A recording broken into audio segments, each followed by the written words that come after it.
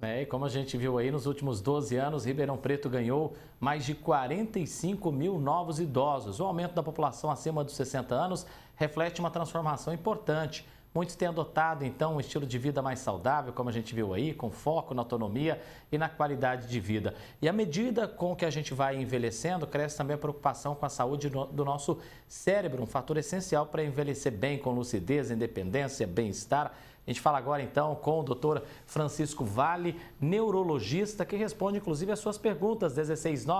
169-9723-7684, nosso WhatsApp, apontando a câmera para esse QR Code que está aí na tela, já vai direto para o nosso WhatsApp, você participa com a gente. Doutor Francisco, bem-vindo aqui mais uma vez.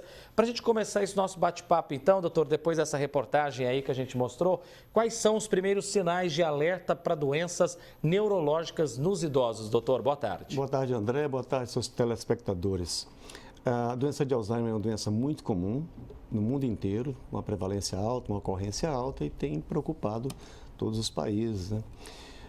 É uma doença que tem, como a gente fala em medicina, um início insidioso. Insidioso quer dizer traiçoeiro, porque os sintomas começam aos pouquinhos e vão aumentando aos poucos, não de uma forma abrupta. Então, muitas vezes, muito comumente, a família considera esses sintomas como sendo parte do envelhecimento, né? Não que chama a atenção da família. Até um certo momento em que os sintomas se tornam mais intensos, mais patentes e a família, então, leva ao médico. Então, é comum o paciente chegar ao médico com um ano e meio de início da doença. Os sintomas mais comuns e os primeiros que ocorrem, né, que se destacam, são distúrbios de memória. Nós temos dois grupos de sintomas, os cognitivos, que se relacionam à atividade mental, cerebral, e os psicológicos ou comportamentais. Dentre os cognitivos, distúrbio de memória, né? A pessoa começa a ter lapsos de memória, esquecimentos para coisas do cotidiano.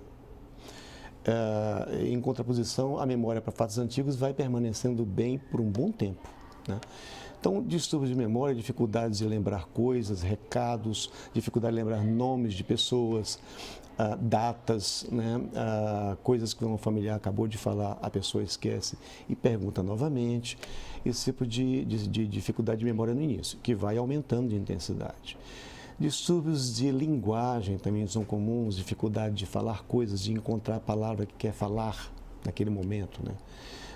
Dificuldades de orientação no plano espacial, orientação geográfica. Então, a pessoa ela pode ir a um local que ela tem hábito de ir, ter dificuldade para chegar a esse local, ou então ter dificuldade de retornar para casa. No início isso é uma coisa leve, mas com o tempo isso pode se intensificar. Dificuldade com relações temporais, né? Sabia a data de aniversário da família, não sabe mais. Dificuldade de relacionar dias da semana com eventos que vão ocorrer, coisas desse tipo. Ao lado dos distúrbios cognitivos, né, simultaneamente, tem os sintomas comportamentais.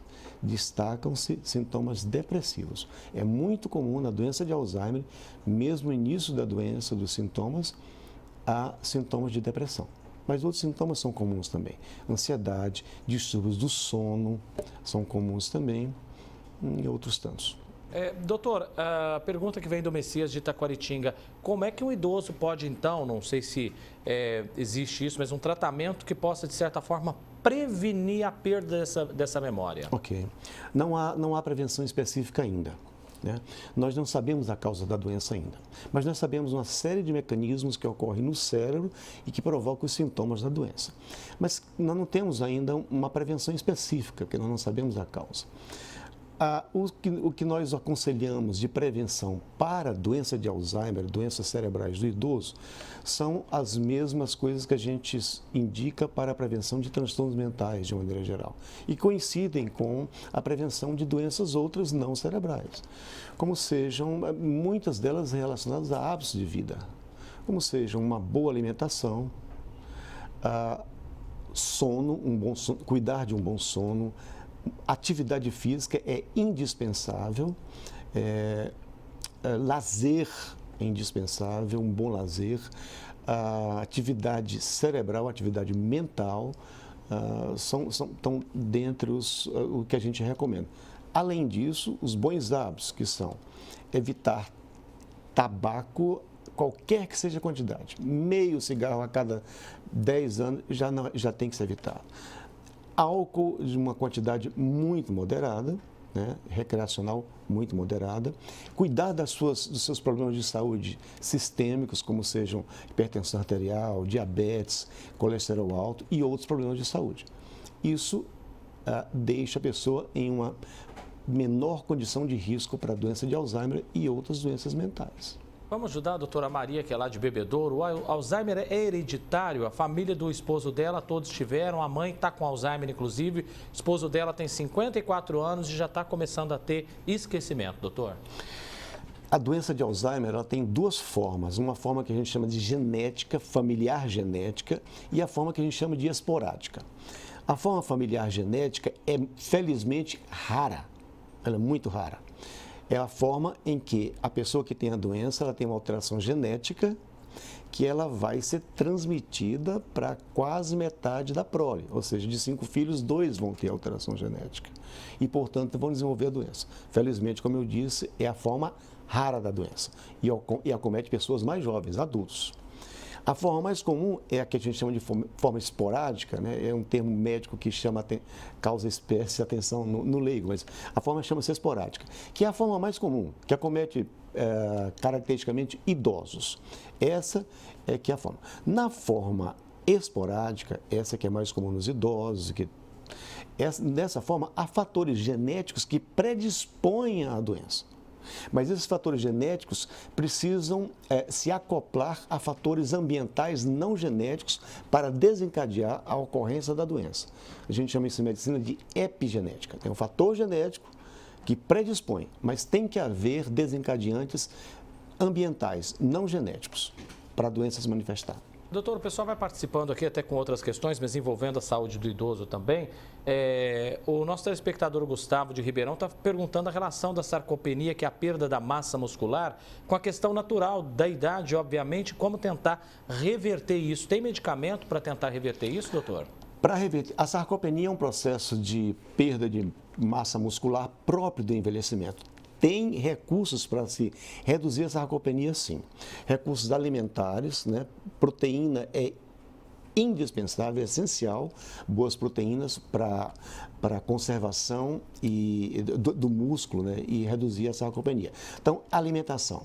Existem suplementos nutricionais que têm elementos necessários à manutenção da saúde muscular, incluindo proteínas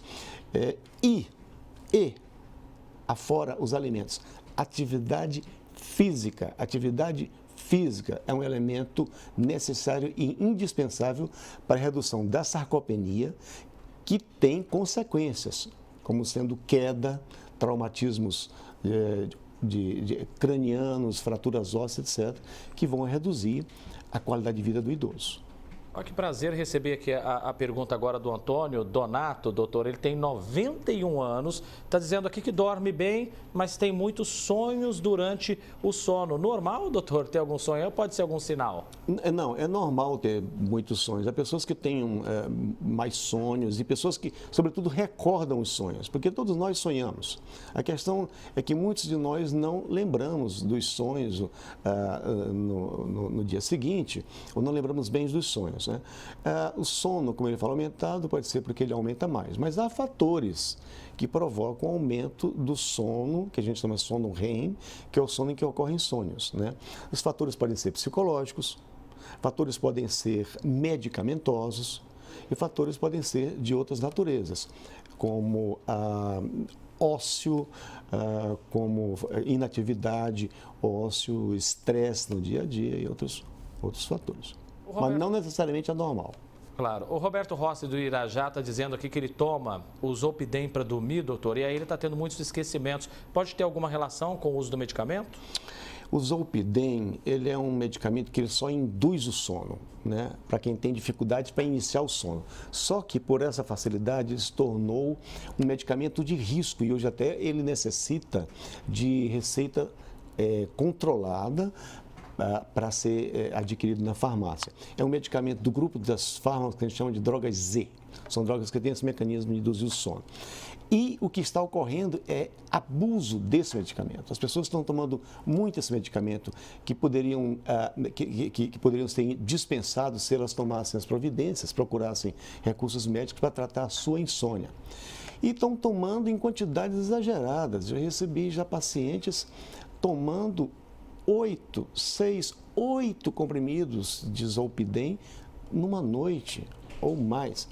Então, sem dúvida alguma, vai ter repercussões no cérebro, tem repercussões imediatas em atenção e memória imediata, são prejudiciais com certeza. O abuso dos medicamentos. Quando bem indicado, em insônia circunstancial, tipo, você viaja, muda fuso horário, você naquele dia teve um estresse do dia, pode ser usado uma vez ou outra, sem problema. Mas a questão é o abuso. Doutor, rapidamente, só a última pergunta, o nosso tempo está estourando aqui, mas a telespectadora, a Nayara, dizendo que faz 11 anos que a mãe dela tem Alzheimer e dorme demais. É normal? Dá para reverter isso, doutor? É muito comum nessas situações que a causa seja medicamentosa. Não posso dizer que é o caso dela, porque eu não conheço o seu caso. Mas, muito comumente, medicamentos provocam sonolência. Existe a sonolência própria do envelhecimento, do idoso mais idoso, né? É próprio de ter a sonolência diurna. Mas há medicamentos que provocam sonolência. Não sei se é o caso dela, mas é algo que pode ser observado. É bom investigar, né? É bom investigar. Pessoal, agradeço muito a participação de vocês, tenho certeza, mas como o doutor disse, vamos preservar a nossa saúde mental, exercício físico, boa alimentação, conviver com as pessoas, né? Doutor Francisco Vale, neurologista, agradeço a presença do senhor. Até a próxima, doutor. Até a próxima.